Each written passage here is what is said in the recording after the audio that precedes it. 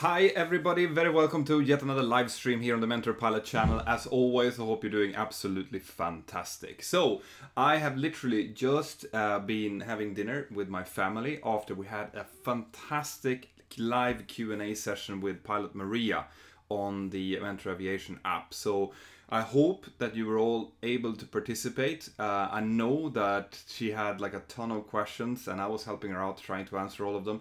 But she will be coming back because she really enjoyed hanging out with you guys in the app. So she will be coming back. We will be improving the answer function. So next time we're in the app, she'll be able to copy the questions and answer them at the same time, so it'll become much better. And if you have the app, you know that I'm working continuously on improving the experience for you, and that's because I'm really hoping to grow this community. We're about 18,000 people in there at the moment, and I'm hoping to grow that significantly during the next couple of months or so.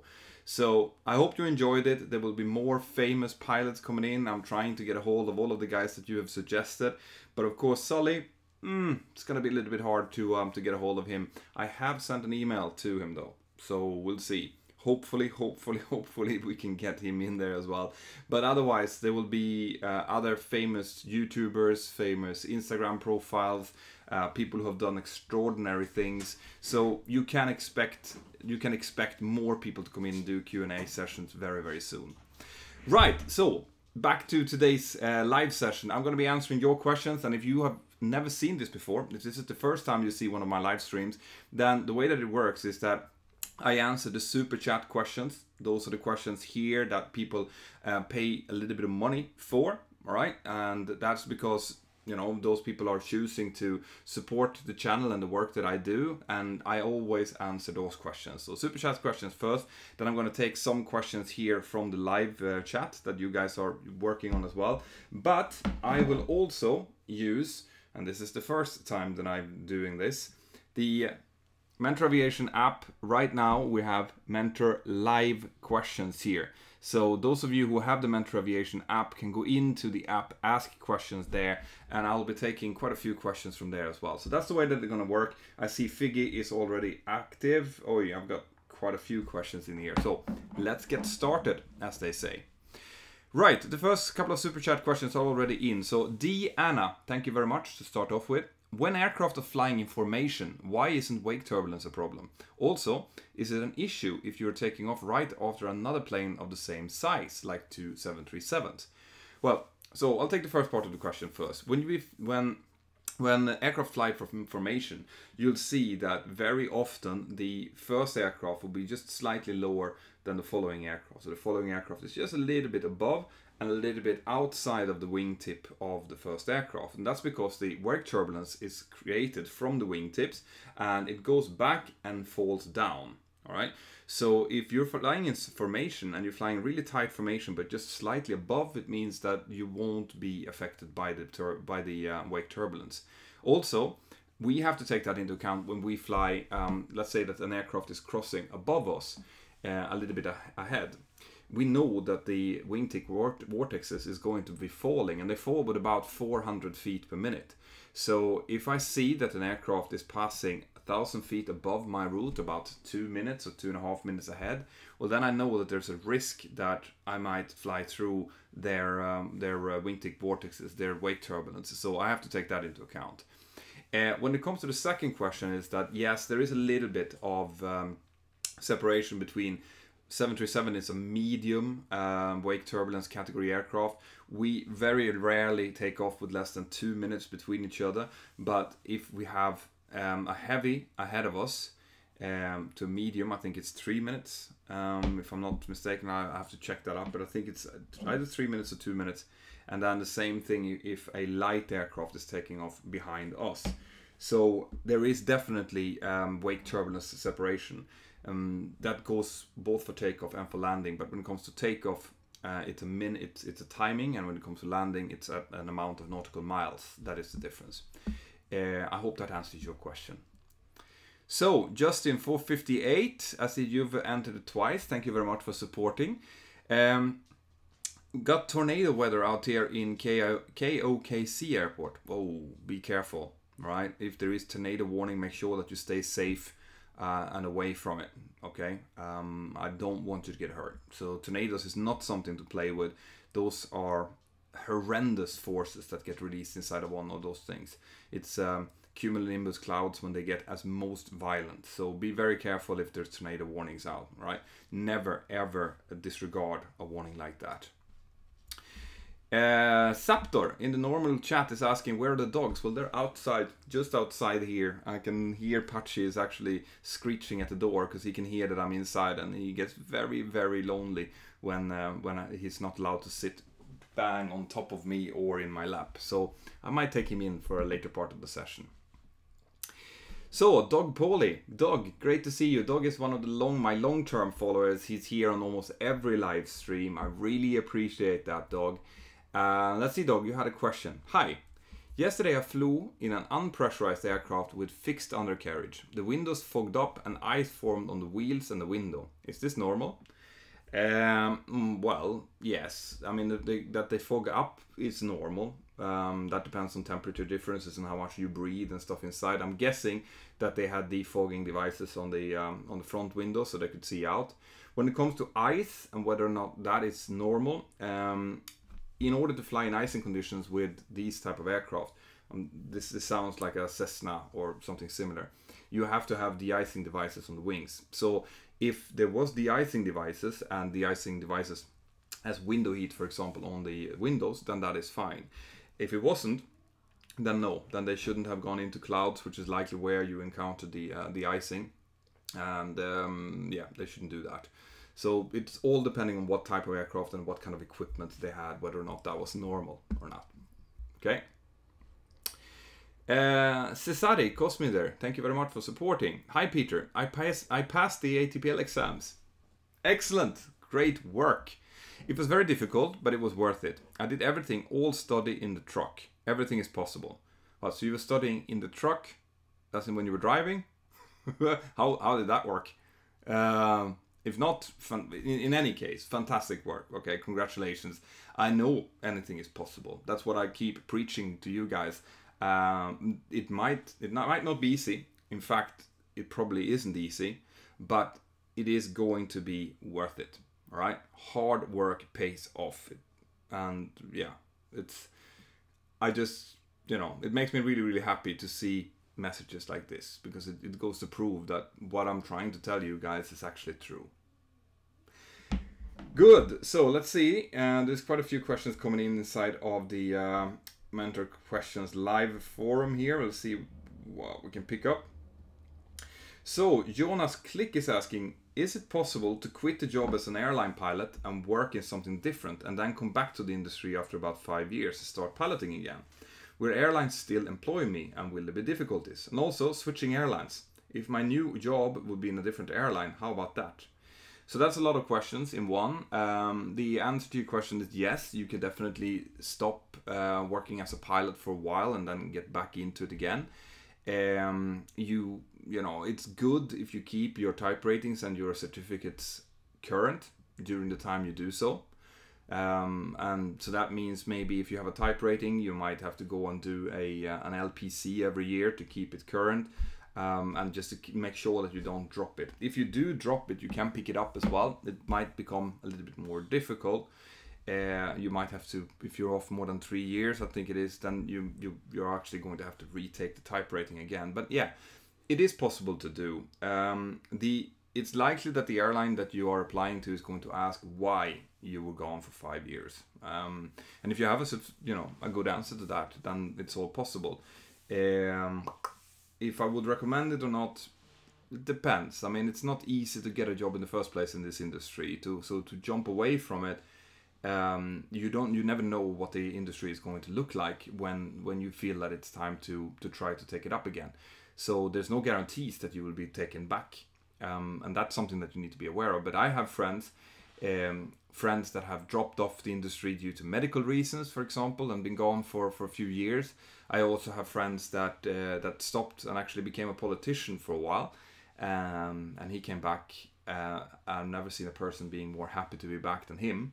But yeah, it has happened before. People do it, and it's possible to do. That's the answer to it. But I would keep things fresh. I would keep things up, because 5 years is a long time to be away from anything. And if you drop everything for 5 years, it's going to feel a little bit like starting over when you come back again. So, Nicholas Blackmore, I hope you had an absolutely fantastic week, Mentor. Thank you, I did. And actually, now, this week, I have my first week off. I'm actually reducing a little bit of time in my flying work. I'm focusing a little bit more on the channel, and this is my first week where I can do that. So I'll be working on the next and final update of the Mentour Aviation app, together with my developers. So there is some more stuff that's coming. One of those things is a premium service where, for example, these type of live streams, I will still be doing the odd live stream here on YouTube, but I will be moving more and more of the live streams over to the Mentour Aviation app. And when I do so, the premium users will be able to ask questions inside of the app, just like the people are doing on Super Chat now. And there's going to be other things as well. You'll be able to stream instead of download videos. There's going to be stuff that you can see, user info, and share user info that you can't if you're a normal user. But basically, this is because I'm now creating some kind of way of getting money back into the app to keep developing it, because up until now, it's been largely just developing, and hopefully you guys will like these premium features and will sign up to it. I really hope so, and I really hope that you like what you've seen so far. So more questions here. Alexander Berendt, thank you. Hi Mentor, is there any risk of using earplugs for noise reduction when flying, especially when climbing and descending? No. Like, you will, if you mean those really cheap, the cheapest possible earplugs that you just put in, I've used them. A lot of people use them when they sleep. You don't notice anything because you will never get it completely tight, and even if you did, you would feel if the pressure difference would become too high. So no. And my Bose ProFlight headset that I'm using is essentially earplugs. I mean, they're clicked into the ears, and I use them all the time when I'm flying. So no, you don't have to worry at all about using earplugs when you're flying. Robert Young, thank you. When did you start to gain aviation knowledge? I've talked about this, and I'm going to do a couple of more videos actually about my way up into becoming a commercial pilot. But I started when I was about 12, 13. That's when my dad got a PPL, because he was working for an insurance company up in northern Sweden, and they kept, he had to drive over really, really long distances. So what he did was he took a PPL, so he flew when the weather was good enough. And I, of course, as a 12-year-old, I got to fly with him on a few occasions, and that's when it kind of started. And when they saw that I was interested in this, then my mom and dad gave me a test lesson that any one of you guys can get, by the way, for my 14th birthday. And I took off, and I got to fly much more than I expected, and I even got to kind of go follow through in the controls and land the aircraft. And after that, I was completely hooked. So after that, I took any kind of aviation knowledge that I could get my hands on, PPL books, ATPL books, anything, and I read and I studied. So from 14 years onwards, I had the aviation bug, as I'm sure that most of you who are watching this understands what I mean with. But I didn't get my license until I was I did my aviation exam when I was still 17, but I didn't get the license until I was 18. So I actually had my aviation license before I had my driver's license. Cool. And then from there on, being a pilot is, you never stop learning. You can't. You have to continuously keep studying, keep learning, keep getting better. Because if you don't do that, if you kind of lay back and like, yep, I know this now, you will stop being a good pilot very, very soon. All right? This job is just about keep learning. Your entire career, you're going to keep up reading up. New systems are going to be installed. New standard operating procedures are going to come in. New procedures will come. There is a constant learning curve. I hope that answers your question. That was a long answer to that. So I'll take some questions here from the normal chat as well. Where are you from in Sweden? I'm from Örnsköldsvik, up the northern coastline. Small, beautiful city up in Höga Kusten, which is a World Heritage area. beautiful, especially now during the summer. If you are ever coming to Sweden, go up that way, okay? And then go into the mountains because they're spectacular as well.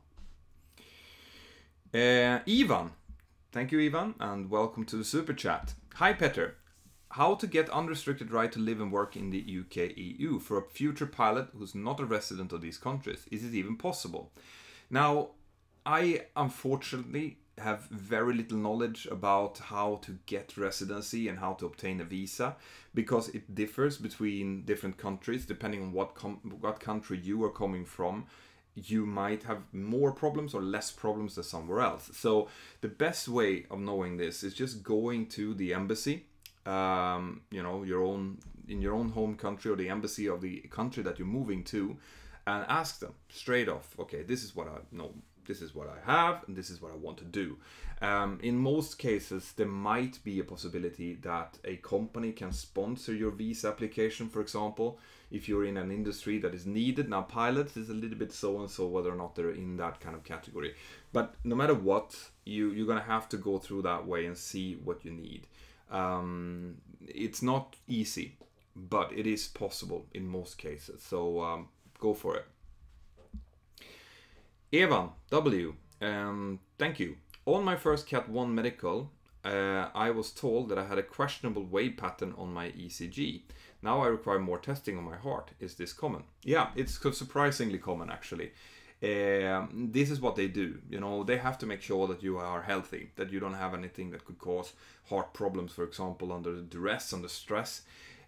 So if they see something, and in most cases it's actually the apparatus that is faulty or shows something wrong. But if they see something that they think is a little bit unusual, they will always refer you to a specialist so you can take further tests. And when that specialist comes back and said, no, that's fine, this is just a blip or whatever it might be, or yes, there is something here, depending on what it is. When you get those results back, then the AME or the AMC, which is an aeromedical center, when it's your first medical, will be able to determine whether or not you can get a medical. So how often it happens, very hard to say, but it's a good 20, maybe 20%, 15-20% that get some kind of extra check on their initial medical. So don't worry, don't panic, just go and get it done. In any case, if they find anything that is unusual on your EKJ, it's good to have it checked up. You know, that's the way to look at it. Spyrus G, hi Petter, no question, just thanks for your absolutely fantastic work. Enjoy your holiday, and we look forward to your videos when you return. Thank you. Now, I don't know if I'm going to be able to be gone for, you know, until September. It's likely that I will have 1 or 2 videos a month coming up anyway, because I like it, you know, especially if there's something going on in the aviation industry. If they're coming out with something cool now on Paris Air Show, for example, it's very likely that I might be making a video or so. But I wanted to tell you people that the summer there's a lot of things going on. And my kids are off, and the weather here in Catalonia is beautiful, and my wife is beautiful, and I want to be able to really take care of them and to enjoy that, and then go back and working more during the autumn. So, you know, I've noticed other YouTubers as well have taken breaks. I wanted to let you know why, so that at least you guys maybe stick around, especially. And I want to take this opportunity as well to send out a huge thank you to all of you guys who are Patreons, right? Who are supporting my work on Patreon. Thank you, thank you, thank you. Because what you're doing, the way you're supporting me financially, and the way that you're, you know, giving feedback on my videos and my thumbnails and all of that, is really, really appreciated. And it allows me to do things like I've done now, which is to reduce the amount of flying and concentrate more on the channel. So if you guys like what I'm doing and you think you can support, well then go in, there's a link here in the description of this video where you can join up with my Patreon crew as well. It doesn't, you know, like, well, thank you. That's what I wanted to get to. So, Spyrus, thank you for your contribution. Fred Hill, just going in, where are we now on the 737 MAX? Yeah, I talked about that in my previous video, the video that I released now on Friday. The 737 MAX is likely fixed, okay? It's very likely that the software patch that they have for the MCAS system, the hardware, the connection to two alpha vanes, the potential training package, that has all been done, and it's probably been done for a while. But what Boeing is doing now is most likely waiting until all the authorities are out there. And it's not just the FAA, it's the ASA, it's the Canadians, it's the Chinese, it's the Indian, it's the Australians, it's all of the different aviation authorities out there. All of them who have questions, and they might want to check through all of this themselves, talk to pilot unions, things like that. And Boeing will not release the MAX into service until they can release it globally. It's as easy as that. It would, you know, they don't want anything to question the quality of this aircraft when it comes back. And of course, having it all just partially released, having other authorities questioning it when they start to fly in America, for example, that is not good. It's a PR disaster as it is right now, and it would become even worse than that. So, you know, that's where we are at the MAX at the moment. They're probably just waiting, talking, explaining, showing at the moment. And as soon as they know that, yeah, now everyone is on board, it will be released up into the air again, and you know, we will all start flying it. All of us who have it coming into our fleets. Good. Aditsati, I hope I pronounced that correctly. Thank you. How many flying hours are needed for starting the CPL training? Right, so this has changed a little bit. I'm guessing you're talking modular training now. I think, and you're gonna have to correct me here, is it 100 or 150 hours? I'm not 100% sure, actually. I might have to Google that later on. But you do need, that's the difference between doing it the modular way and doing it the integrated way. Because in the modular way, you need a specific amount of hours in order to start getting your CPL. While if you're doing it integrated, it's part of the course, and you can actually reduce that amount of hours a little bit.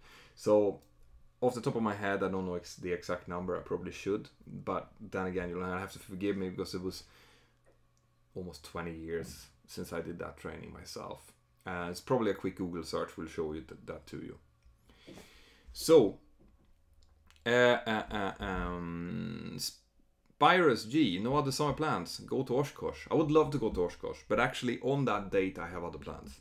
I was looking into, and probably next year I will come. Because Oshkosh and going over to the United States is one of the things that I have promised to do, and I'm really looking forward to, because I know that a big majority of you guys who are watching this are actually in the States and are watching this channel because you are interested in the aviation, the American aviation market. So I have promised myself, and I've been talking to flight shops, for example, about going and maybe saying hello to him where I'm there. You know, 74 Gear, I've been talking to him as well. There's loads of YouTubers that I would like to do a little bit of collaboration with, and a lot of them are in the States. So I'm gonna make that happen. So don't worry. If I can't go to Oshkosh this year because I have a party on that day, actually, but I will try to get over there next year. I can't promise anything, but I will try. So, LJ, what happens if you lose medical after integrated training? Well, if you lose medical, that's kind of it. Depending on what you mean by losing medical. Like me, for example, my medical was suspended for a while because of kidney stones earlier on this year, and I could get it back. But if you lose medical, as in you can't get it back, you have some kind of deficiency that makes it impossible to get it out. You lose an eye or something like that. You have, you know, then that's it. You won't be able to use your licenses. This is why I always keep telling you guys that as you are training now, when you're starting to spend a lot of money on your training, you need to look into a loss of license insurance. They are expensive, okay, but they're less expensive the younger you are, generally speaking. But do get it, because if something happens and you don't have a loss of license insurance, well, then all that money is gone. And you can insure that you insure yourself up to, say you start with insuring yourself to 100,000 or whatever the training costs. I am insured to like 250,000, because if I lose my medical, I need to be able to sustain my family while I retrain myself to do something else. So the higher amount you insure yourself, the more expensive it's going to be. but you are going to have to change that depending on what kind of life you have. You're a single girl, a single man in your 20s, well then you won't need that much money in order to survive. You will need to be able to pay off your debt, and you need to be able to maybe get yourself into school. But that's it. So you have to adapt it, but you do need a loss of license insurance, guys. Get it, right? Do not wait for it, because in 99 cases out of 100, you will never use it. It will just be money that's gone. But the one time that you do need it, you really, really want it. All right? So keep that in mind. Daniel Bengtsson. Thank you very much, Daniel. Hi, Peter. When I watch the simulator videos, I'm surprised that you turn the yoke quite fast from left to right and back all the time. I guess the aircraft does not react so fast. Yeah, I'm guessing you're referring to the wind shear escape maneuver. Okay. The fact is that the 737 is kind of slow when it comes to reacting to quick inputs. And if you would see me operating the real aircraft during very heavy crosswind, for example, you will also see quite a lot of quick movements of the yoke. It doesn't mean that the aircraft will actually move. In fact, you will see it sitting almost exactly still. But what we're doing is we're operating to kind of counteract small differences and small feelings. And the aircraft is starting to move. You counteract it to quickly keep it on its keel again before it becomes a too big movement. But you'll see that, well, in the wind shear escape maneuver is different, because that's about surviving. That's just about making sure that it keeps on the right keel.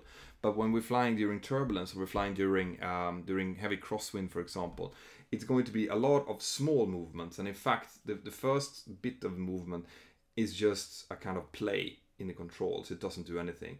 But you feel when the rudder is started to take. So you go a lot forth and back like this. And it just comes with experience. And when you feel the aircraft and how it's moving, and you use as much yoke as you need to.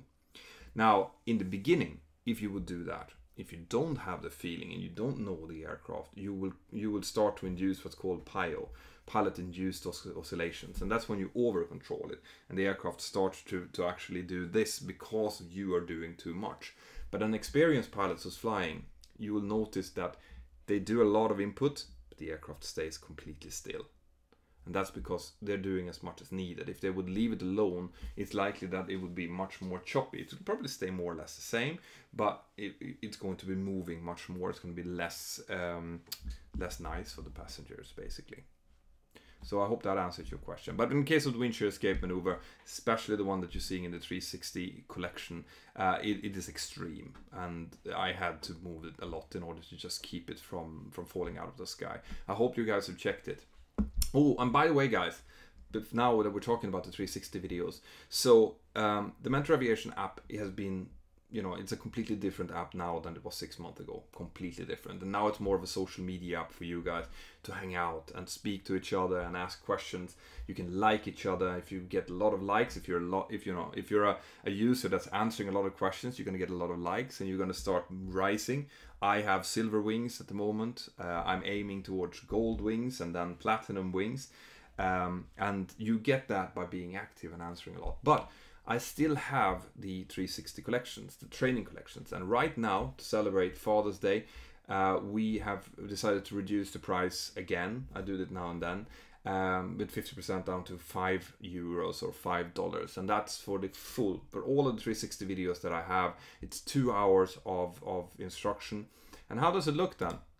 Well, you can either look around in the cockpit by just swiping, or you can move the device around like this. Or if you have one of these Google Cardboard headsets, well, then you can put that on and it will feel just like you're sitting on the jump seat together with me, seeing a full setup, seeing, engine failures after takeoff, TCAS, Cat 3 approaches, loads of engine failure after takeoff, how we do that, how we do the checklist, all of that is included. So up until midnight today, I'll keep that price, and then it goes back up to the normal price of $10. And I hope that you guys want to check it out. Now, when the new version comes, probably this Friday, maybe the week after that, then I'm going to start producing more instructional videos. Now, they probably won't be in 360 because 360 is a pain in the butt to make, okay? It'll probably be wide angle, but it's still going to be me instructing you. And those of you who have premium will be able to stream that, okay? So you'll be able to stream the content instead of downloading it to your devices. But there will still be things to buy if you want to do that. So, that was Daniel Bengtsson. The Tissot. Is 30 too late to start for 0 to airlines? No, it's not. All right, 30 is not too late. You can still start. It's when you can start to come up in age, it's more about where you are in life. If you are able to do the life changes that is needed. You might already have a job. You're going to realize that you need to kind of drop in salary in some cases. You might need to relocate. You might even need to change country.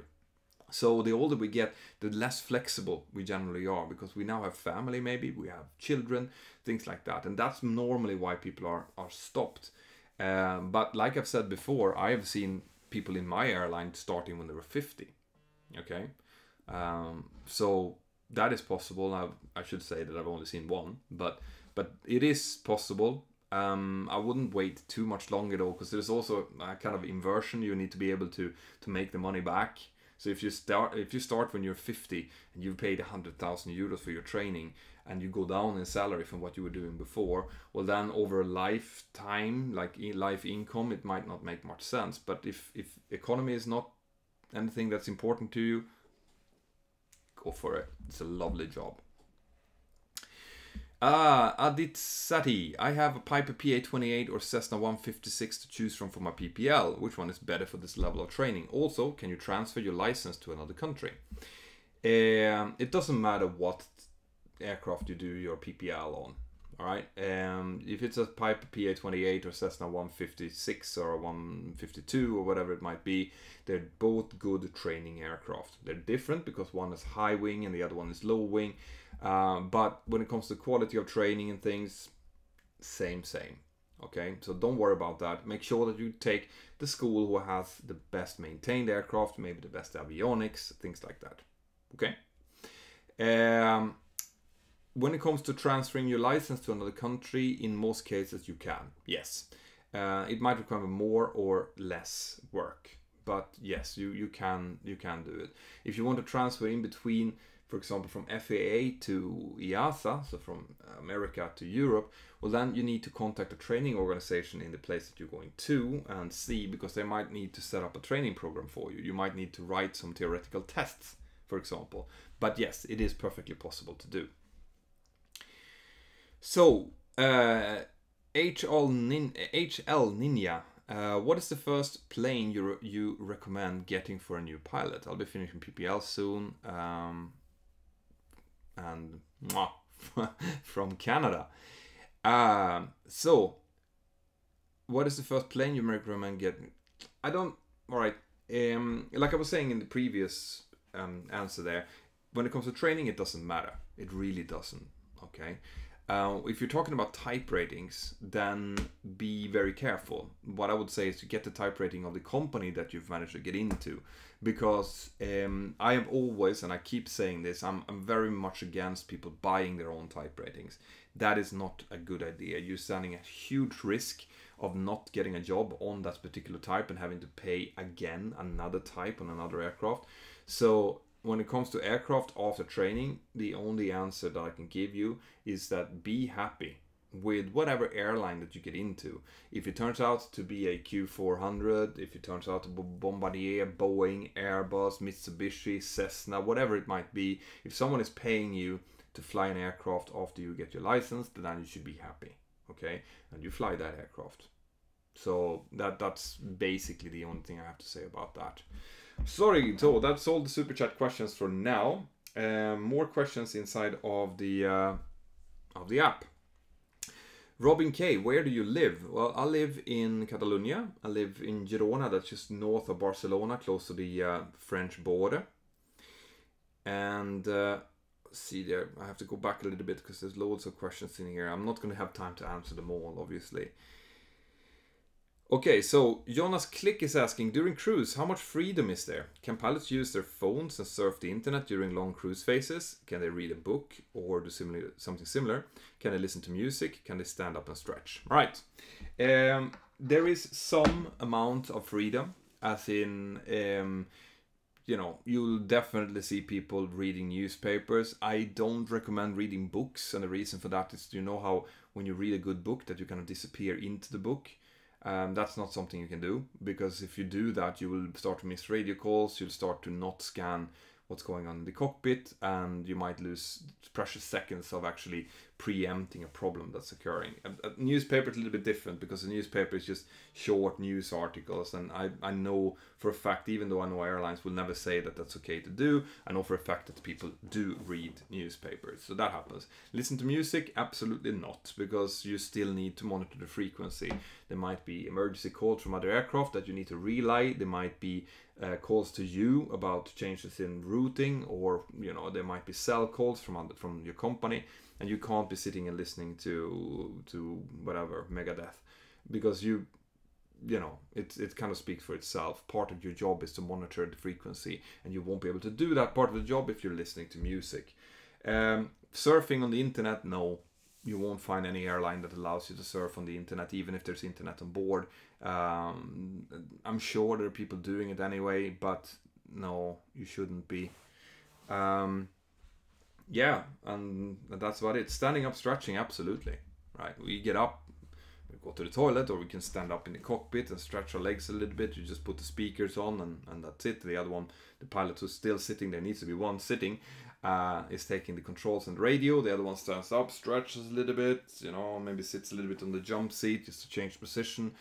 Do that for 5 minutes and then go back. There's even procedures for doing what's called controlled rest, where one pilot, under controlled circumstances and when the flight is long enough, can hand over everything to the other pilot and sleep for maybe 20-30 minutes or so.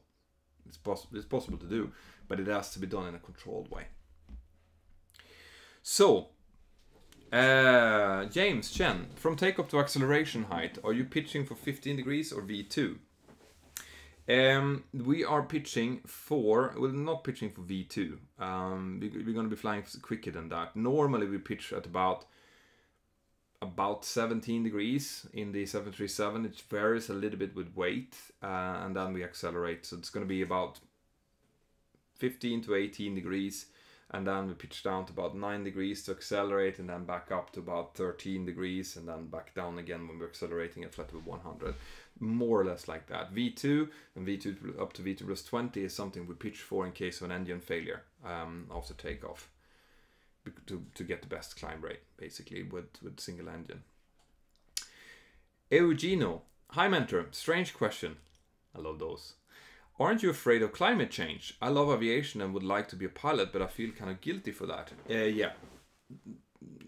Unequivocally, yes. I am both very worried and very afraid of what's happening to our climate. There's no question about that.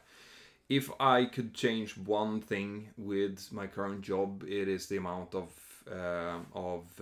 CO2 that we're outputting at the moment at the high level. Now, that is a little bit offset by the fact that we're flying on newer, more modern aircraft, but it still stays the same. We're still pushing out thousands of tons of aviation fuel every day out into the atmosphere, and it's not something that I like. I would love to be able to change this to a certain extent. I would love to be able to push for climate change, push for technology that helps fight climate change. For example, in my world, I don't understand why we haven't improved the taxiing sequence. There are battery-driven tugs now that can be remote controlled from the cockpit. Why are we not just using those until we get out to the runway, start up of the engines just before the runway and take off from there, saving maybe 140 kilos of fuel on every flight? It's one thing. Another thing is how we use the APU, try to minimize that. And also something that I am really, really into, and I'm actually looking into, I'm probably going to do some videos about that, is using biofuel. to see if there's any chance of using, for example, up in northern Sweden, where I'm from, there's a huge forest industry, and they create all of the paper that you guys are doing, all of the printing paper, all of that, you know, probably your toilet paper as well. And the byproduct is actually you can actually use the byproduct, the cellulosa, to make jet fuel in a huge amount. As in, one factory in Sweden apparently could produce as much jet fuel as needed for the entire domestic market in Sweden for 1 year. So that is something I'm looking into, because yes, that it's still going to be CO2 being emitted, but at least it's going to be CO2 that's part of the current cycle. It's something that's been growing, that's going out into CO2 and then going back in again. It's not something that's pumped out of the ground and pushed out. But on top of that, we are going to have to do a lot of stuff. You know, we're going to have to find out some way of sucking CO2 out of the sea and out of the atmosphere and try to store it, pump it down into the ground again, do something. Because if not, we're screwed. It's as easy as that. Okay, so can I do something as a pilot? I will do whatever I can, right? I will inform whatever I can. Is aviation worse than cars or even eating a lot of meat? No.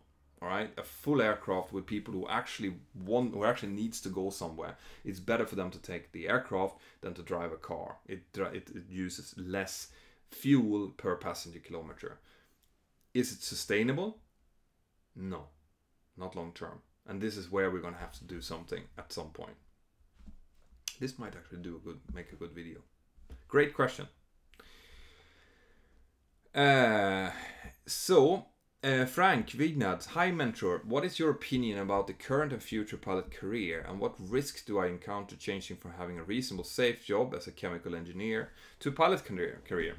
Yeah, well, you're changing into an industry which is highly volatile. That means that if Trump decides to attack Iran, then the oil price would shoot straight up into the skies, and with the oil price, the aviation industry will sink as well.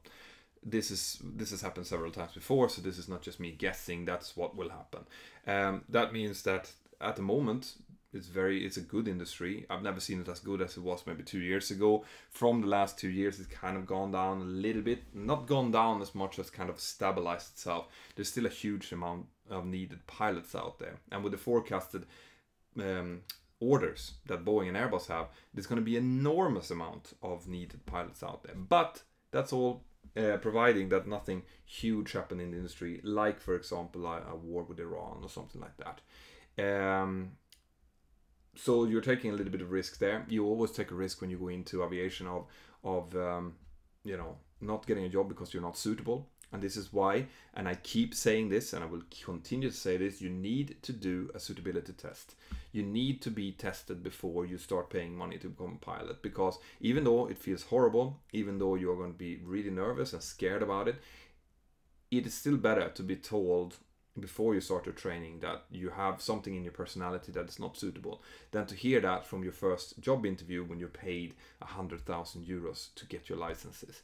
So I'm gonna keep saying that if I have something to say, which I hope I do in the industry, it will become mandatory to do these tests before you're taken into any flight school, and any flight school at the moment worth its salt is going to test you.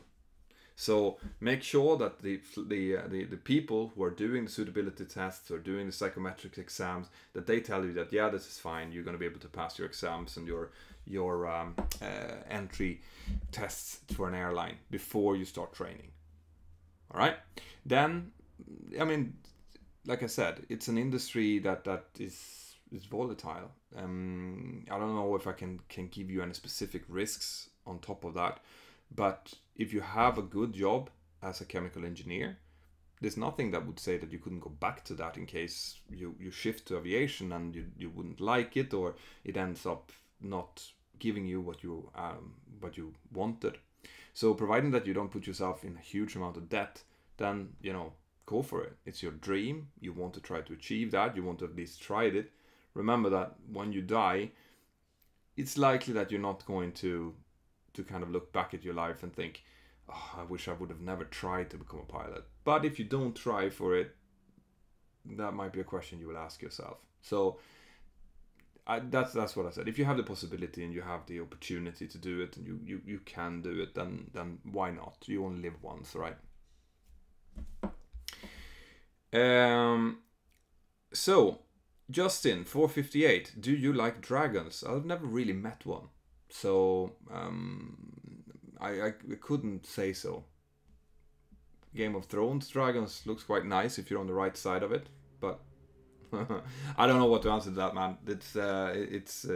It's one of the weirder questions that I've had so far, but cool. I'm open for everything. Ian, Jill, I might have missed it, but have you done any 737 MAX training yet? Secondly, as you are on holiday, will Pachi post any videos? And you know, my wife keep telling us that we should have a Pachi channel. He's adorable and he's absolutely butt crazy, so it would probably make a good video, but I haven't planned to do any Pachi videos.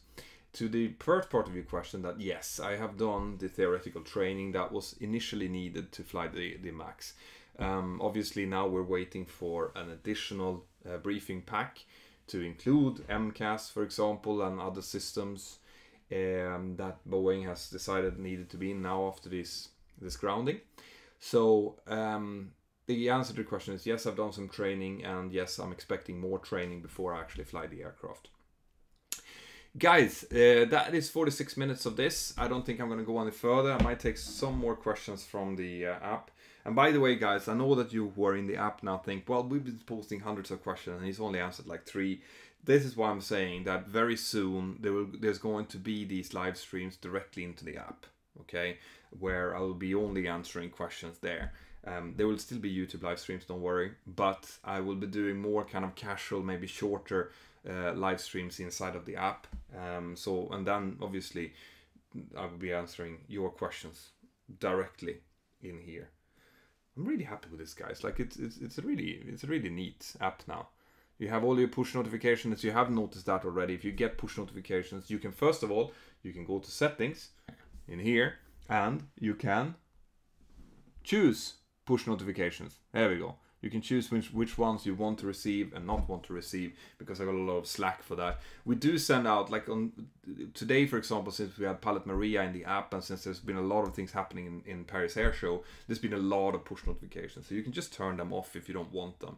But I do like the aviation news and special messages from me. It's a good idea to have. But then you have like the forums, and here you can suggest forums. You see that little button there? It means that if you think that something is missing in here, you want to talk about Pachi, or you want to talk about why does Mentour always have a white t-shirt on his live streams, well then you can suggest it, and me and the team that's working in the app will then decide whether or not we should publish that forum. You know, and the reason we might not publish your forum, if you've tried it and you haven't got it through, is because it might be included already in the previous forum. So we don't want, you know, 737 questions, 737 MAX questions. What about the 737 questions? You know, we want them all to stay in one forum, so keep it from being too much. And then we have the old chat, which is where we just talk, have fun, you know, ask questions, and of course the 360 videos and all of the videos that I feature. And there's going to be much more of that coming up. So that's it, guys. Thank you very, very much for having been here, listening to me for yet another hour. There will be more cool stuff coming up. There's loads of things that you will be surprised about that's going to happen. That I can promise you. Check out the website. The website will be completely remade very soon. I'm working on that as well. It's going to become much better. I'm going to start including you guys as well a little bit more. There's loads of pilots out there. Remember the mentor cadets that I used to do? All of my mentor cadets now, except for Damien, who needs 1,500 hours, but all of the other mentor cadets are now employed. They all have airline jobs, which is so cool. So what I'm looking at now is I'm going to try to do something similar, but this time I will be more involved. So if there's a mentor cadet, I will be there and interview them. I will be there and talk to them. So it will not be them posting videos to me like it used to be. Now it's going to be more inclusive. So I'll do some of that with some cadets that I have in my spotlight already. But I will also need for the website, I'm going to need blog posts from you guys. I'm going to need more stories that I can put up to make sure that also becomes a portal for people who wanted to become pilots. A way to learn more about this industry from someone who actually knows. Because when it comes to training, I know quite a bit, but I'm more into the airline part. I'm less into the initial training. You can learn much more of that from the people who are already inside of the app, and it's going to be on the website and some of my other forums soon. So stay tuned is all I can say. Now, remember, still 50% off on the all-in-one collection in the Mentour Aviation app. So that will stay for another hour and 10 minutes before it's reduced back, going back up to the normal price. Guys, that's it. Thank you very much. Well, actually, I'll take the last question from the app here. It doesn't feel right not to answer. Let's see. Are you going on an Airbus simulator? Maybe. We shall see. I would love to see what without any training, if I could even get that thing down, it would be really fun to do. Why do you have a white t-shirt? I won't say. Mentor, did you consider getting a bachelor degree before doing your pilot training? No, I did not, because I had a chance to go in and do a government-sponsored program that took me straight up to CPL IRME with frozen ATPL, and that was without a bachelor degree. If I hadn't, then yes, I would probably have gone through and gotten some kind of degree before I went into this industry. Yeah, that's it, guys. There's too many of these questions. I'll try to answer them separately. I always go into the Mentour Aviation app and answer in there. I'm in there every day, right? Not the whole day, obviously, but I'm in there always answering direct questions and participating in discussions. And so are people like Pilot Maria, like Fly Marling, like Pilot Luana, like Flying Hand is another 737 pilot. Ava is an Airbus pilot and now a private jet pilot. There's loads of people. Boeing Bill is another 737 pilot, really experienced, who love answering your questions. And if you're afraid of flying, if you're a nervous flyer, then we have the user Anna's dad, who is brilliant at answering professionally how to deal with things like phobias and being afraid of flying. There's loads of resources in there, guys, just there for you to take. And Jan Christensen comes with the last super chat question of the day. What is the best thing about your job? The best thing about my job is that it's varied, all right? It is that it's different every day, and it is to be able to come in and fly a fantastic machine in good weather, bad weather, coming in, getting to land that beast in a lot of crosswind, and feeling that you actually have this huge beast under control. This is what is best with my job. And of course, the people I work with, great people to work with. The cabin crew is great to work with, the engineers, the ground handlers, my first officers. So it's a combination of everything. You can't point at one thing saying that this is why I'm doing this. It's a combination of everything. And on that bombshell, guys, I'm going to stop this. Have an absolutely fantastic day wherever you are out there in the world. Keep following me in the app, on the YouTube channel. And oh, by the way, if you have the app, I know I keep talking about the app. If you have it, can you please go into the App Store and give it a nice grading and review, please? It really helps. It takes in much more users. It will be, when people type in aviation, if there's enough of you guys who have given this a good rating, well, then the app is going to be popping up higher and higher on that list, and it's likely that we'll get more people from all over the world to use the app. Take care, guys. Bye-bye.